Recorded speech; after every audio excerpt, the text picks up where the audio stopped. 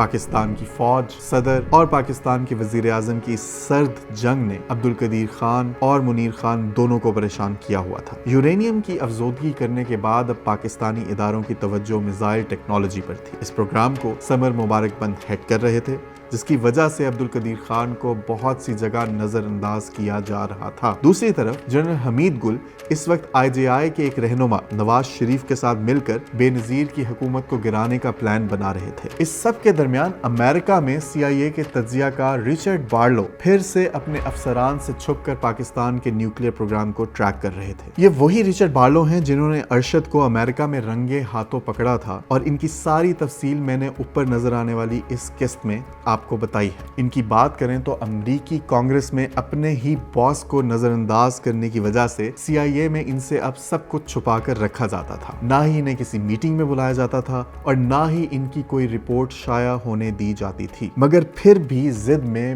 Barlow Pakistan کی ہر سرگرمی پر نظر رکھے ہوئے تھے۔ اپنی ریسرچ کے دوران رچرڈ بارلو کو اس بات کا اندازہ ہو گیا تھا کہ اب پاکستان نیوکلیئر بم گرانے والے میزائلز پر کام کرنا شروع ہو گیا ہے۔ انہیں یہ بھی اندازہ ہو گیا کہ پاکستان امریکہ کے سپلائی کیے ہوئے F-16 جہازوں میں تبدیلیاں کر کے انہیں چھوٹے نیوکلیئر بم گرانے کے قابل بنا رہا ہے۔ بارلو نے اپنی ریسرچ کے دوران ایک اور امریکی خفیہ ایجنسی ڈیفنس انٹیلیجنس ایجنسی سے رابطہ کیا، جنہوں نے اپنی رپورٹ میں یہ بتایا کہ پاکستان تو اب تک امریکی F-16 کو تبدیل کر کے ایٹم بم گرانے کے قابل بھی بنا چکا ہے۔ امریکہ میں ابھی یہ سب چل رہا تھا کہ پاکستان میں جنرل مرزا اسلم بیگ نے سرگودا میں 2 میزائل ہدف 1 ہدف 2 یعنی ابدالی میزائل کے کامیاب تجربوں کا اعلان کر دیا۔ یہ وہی 2 میزائل ہیں جن کے بارے میں نے آپ کو پچھلی قسط میں بتایا تھا، جن پر ڈاکٹر سمر مبارک بند نے چائنا کے ساتھ کام کیا تھا۔ یہ دونوں میزائل 50 سے 200 میل دور تک نیوکلیئر بم گرانے کی طاقت رکھتے تھے، اور ان کے ذریعے پاکستان انڈیا میں نیو دہلی اور ممبئی کو آسانی سے نشانہ بنا سکتا تھا۔ اس اعلان سے پہلے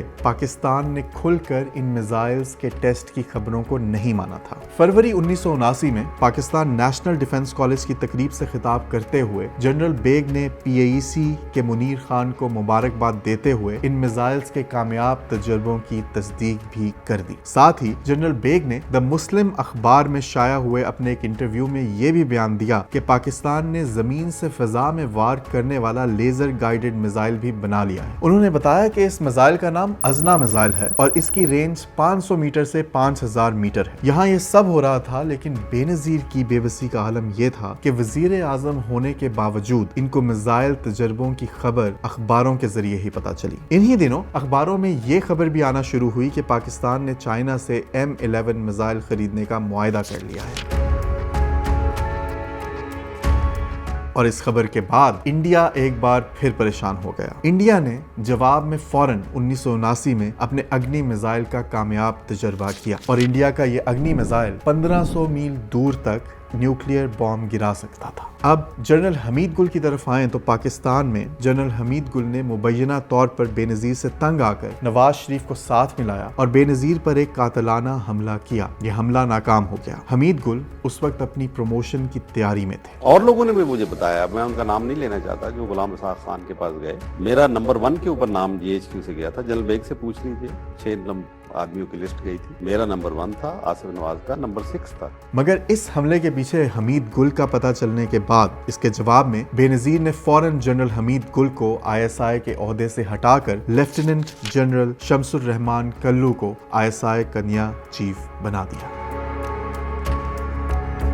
مجھے بلایا انہوں نے جب وہ شک و شبہات ہوئے، اس لیے کہ شک و شبہات پیدا کرنے والے لوگ بہت ہیں، غلط باتیں بتاتے ہیں میرے خلاف، ISI کے خلاف، فوج کے خلاف، یہاں تک کہ انہوں نے ایک دن اپنا ملٹری ایڈوائزر بھیجا کہ یہ بتاؤ کہ فوج میں جنرل ضیاء کے خاص کون لوگ ہیں، وی ول ٹیک کیئر آف دم۔ اچھا، تو میں نے ان کی طرف دیکھا، وہ ایک سینئر آفیسر خود رہے ہیں۔ میں نے کہا دیکھو، پہلے تو she should take care of me, I was the most trusted man of general Zia, I was the vice chief of army staff. ان کو کہہ دیجئے کہ فوج کی ذمہ داری میری ہے اور کل جو ان کے وفادار تھے آج سب میرے وفادار ہیں، آپ کے وفادار ہیں، آپ کو کوئی تکلیف نہیں۔ لیکن اس کے باوجود ان کو DGI پر اعتماد نہیں تھا۔ انہوں نے مجھے بلایا اور کہا کہ میں ان کو تبدیل کرنا چاہتے ہیں۔ میں نے کہا بالکل آپ کر دیں، میں آپ کو نام بھیج دوں۔ ان کا نہیں، ہم نے فیصلہ کر لیا ہے کہ جنرل کلو کو جو ریٹائر ہو چکے تھے ان کو لگائیں گے۔ میں نے کہا یہ ایک غلط روایت ہوگی، اس لیے کہ ہمارا حکومت کے ساتھ، ISI کے ساتھ آپ کا بڑا گہرا تعلق ہوتا ہے۔ اگر ایک ریٹائر جنرل آ جائے گا تو پھر ہمارے اور ISI کے درمیان اور حکومت کے درمیان فاصلے بڑھ جائیں گے، جو میں نہیں چاہتا۔ تو انہوں نے کہا کہ ہم نے تو فیصلہ کر لیا۔ میں نے کہا ٹھیک ہے۔ لیکن یہ سب کرنے کے بعد بھی بے نظیر کا اپنی آرمی پر کوئی قابو نہیں تھا اور اسی وجہ سے امریکہ بھی ان سے بہت ناراض تھا۔ افغان جنگ کے اختتام کے بعد اب امریکہ کو پاکستان کی ضرورت نہیں تھی اور اب بش انتظامیہ نے CIA کو حکم دے دیا تھا کہ پاکستان کے نیوکلیئر پروگرام کو دنیا سے چھپانا چھوڑ دیں، اور اس طرح امریکہ کے اخباروں میں CIA کی طرف سے خبریں آنا شروع ہو گئیں کہ انہیں اب پاکستان کے نیوکلیئر پروگرام سے خطرہ محسوس ہوتا ہے۔ بے نظیر امریکہ کی مدد سے طاقت میں تو آ گئی تھیں، لیکن امریکہ کی بے نظیر سے ناراضگی کا اندازہ بے نظیر کو تب صحیح سے ہوا جب امریکی صدر نے امریکہ میں آئی ہوئی بے نظیر سے ملنے سے انکار کر دیا۔ یہ وہ وقت تھا جب آخری سوویت بٹالین افغانستان چھوڑ کر واپس رشیا چلی گئی تھی اور امریکہ کو اب پاکستان کی کوئی ضرورت محسوس نہیں ہو رہی تھی۔ اپنے اس دورے میں شروع میں بے نظیر نے یہی بیان دیا کہ پاکستان کے پاس کوئی نیوکلیئر بام نہیں ہے، جسے سن کر امریکی انتظامیہ اندر ہی اندر ہنس رہی تھی۔ بے نظیر کے اس بیان کے بعد فوراً ہی بے نظیر کی میٹنگ CIA کے ڈائریکٹر ولیم ویبسٹر سے کروائی گئی اور اس میٹنگ میں CIA نے بے نظیر کو پہلی بار بتایا کہ انہیں پتا ہے کہ پاکستان نے نہ صرف یورینیم انریچمنٹ پوری کر لی ہے بلکہ نیوکلیئر ڈیوائس کے ٹیسٹ بھی کر لیے ہیں، اور یہ سب بے نظیر کو پہلی بار پتا چل رہا تھا۔ کہا جاتا ہے کہ امریکہ کی یہ ناراضگی دیکھ کر بے نظیر بہت گھبرا گئیں اور اگلے ہی دن وہ زبردستی امریکی صدر بش سے ملی۔ اس ملاقات میں بے نظیر نے امریکی صدر کو یقین دلایا کہ اب وہ پاکستان کے نیوکلیئر پروگرام کو روکنے کی پوری کوشش کریں گی۔ بے نظیر کے امریکہ کو کیے اس وعدے سے خوش ہو کر صدر بش نے بے نظیر کو امریکی امداد کا یقین دلایا اور ایک بار پھر 6 نئے F-16 طیارے پاکستان بھیج دیے گئے۔ امریکہ نے پاکستان کی معاشی ترقی اور دفاعی صلاحیت کو مضبوط بنانے میں اہم کردار ادا کیا ہے۔ پاکستان میں جمہوریت کی بحالی کا امریکہ میں بڑا مثبت تاثر مرتب ہوا ہے۔ امریکہ کے دورے کے موقع پر وزیر اعظم پاکستان کی جو پذیرائی ہوئی وہ اس بات کا مظہر ہے کہ امریکہ جمہوری پاکستان کو کس قدر اہمیت دیتا ہے۔ سن 79-90 کے لیے پاکستان کو $621 ملین کی امداد کی تجویز اور 7 F-16 اور 60 F-16 طیاروں کی فراہمی پر رضامندی بھی اسی اہمیت کا بیان ثبوت ہے۔ ساتھ ہی امریکہ نے بے نظیر کو یہ بھی کہا کہ اگر آپ پاکستان کے نیوکلیئر پروگرام کو رکوا دیں تو فوراً امریکہ پاکستان کو $1.4 بلین کا امدادی پیکج بھیج دے گا، جس سے پاکستان میں بے نظیر کی سیاسی پوزیشن اور مضبوط ہو جائے گی۔ امریکہ میں ان سب وعدوں کے بعد جب بے نظیر پاکستان واپس پہنچی تو 2 واقعے رونما ہوئے۔ پہلا یہ کہ بے نظیر کے دورے کے بعد CIA کے رچرڈ بارلو نے ایک بار پھر CIA کے بڑوں سے چھپ کر پاکستان کے نیوکلیئر پروگرام پر لکھی ہوئی اپنی رپورٹ امریکی کانگریس تک پہنچا دی۔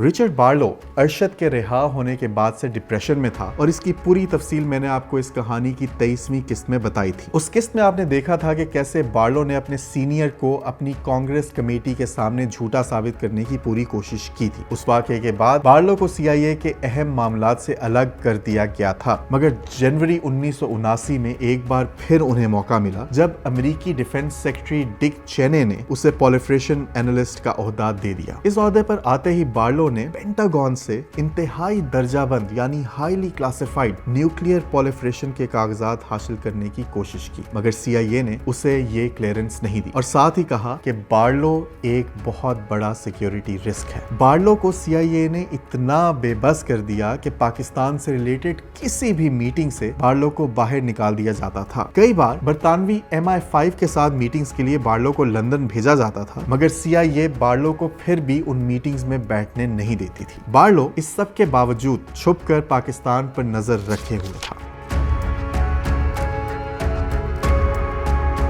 उस वक्त अमेरिका में पाकिस्तान को F-16 तैयारे देने पर भी काफी बहस हो रही थी और इस मौके का फायदा उठाते हुए बार्ले ने इस मौके पर एक और रिपोर्ट तहरीर की। इस रिपोर्ट में साफ लिखा था कि पाकिस्तान अब तक न्यूक्लियर बॉम्ब बनाने में बहुत तरक्की कर चुका है और F-16 तैयारों को भी बॉम्ब गिराने के काबिल बना चुका है। सबसे पहले ये रिपोर्ट पाकिस्तान को मिलिट्री सेल करने वाले के डेस्क पर भेजी गई। ये वो डेस्क था जिस पर CIA के माइकल मैकमरे बैठते थे और उन्होंने बार्लो को ये रिपोर्ट शाया करने से मना कर दिया, मगर फिर भी बार्लो ने ये रिपोर्ट खुफिया तरीके से अपनी कांग्रेस तक पहुंचवा दी। It could have been stopped without any doubt in my mind. I think it's one of the biggest failures in history.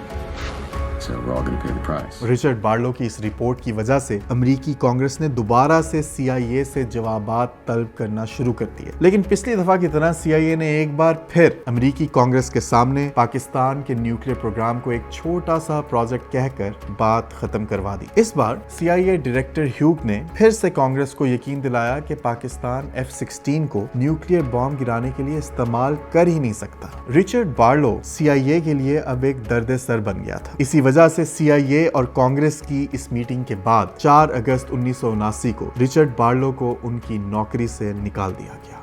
My agency career was basically ruined. I became a traitor in the view of some people who were running the Afghan war. It's been the most damaging experience I've ever had in my life. It's affected my personal life, my career, it's had a profound effect. It's really intolerable. अमेरिकी security इदारों ने ना सिर्फ उनकी report शाया होने से रोकी, बल्कि रिचर्ड बार्लो पर टैक्स चोरी, शराबी, जानी जैसे इल्जामात लगाकर उन्हें नौकरी से खारिज कर दिया। अमेरिका में उन्हें बुरी तरह बदनाम किया गया। इसके बाद भी रिचर्ड बार्लो ने काफी कोशिश की कि उन्हें उनकी नौकरी वापस मिल जाए, मगर इसका कोई फायदा नहीं हुआ। इसके बरक्स अरशद परवेज का यहाँ बताता जाऊं तो 4 अप्रैल 1990 को उन्हें रिहा करवा कर पाकिस्तान भिजवा दिया गया। कुछ लोग कहते हैं कि बार्लो को ऐसे ही हटाया गया, मगर ये एक डॉक्यूमेंटेड सच्चाई है। The rise of the Pakistan program and US collaboration in it. He also makes a specific point that Pakistan is still procuring for the program and it has adapted its American supplied F-16 fighter jets as its platform to drop a nuclear bomb. Next thing you know, literally pretty much overnight, Barlow's security clearances evaporates. A vicious whispering campaign begins in the Pentagon, accusing Barlow of being potentially a spy, a traitor, an adulterer, a drunkard, and his wife Cindy, who's also in the CIA, is very much set against him. अगर आपको मेरी ये काविश पसंद आई तो channel को subscribe और बराह करम bell icon भी क्लिक कर दीजिए ताकि अगली किस्त आते ही आपको नोटिफिकेशन पहुंचा दिया जाए।